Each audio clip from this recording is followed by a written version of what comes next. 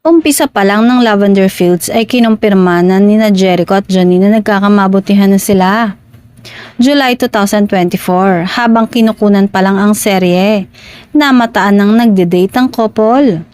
Nakita sila sa National Museum, sa isang mall, at sa album launch ng kapatid ni Janine na si Diego Gutierrez.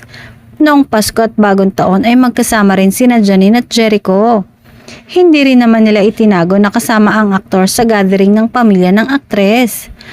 Nang usisain nga ang tungkol sa relasyon ni Janine at Jericho.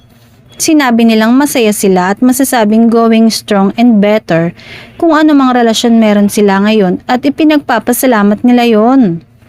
Ibinahagi din nila na kahit hindi sila magkasama sa project ngayon ay suportado pa rin nila ang isa't isa at handa pa rin daw tulungan ni Echo si Janine sa susunod niyang serye kung kinakailangan.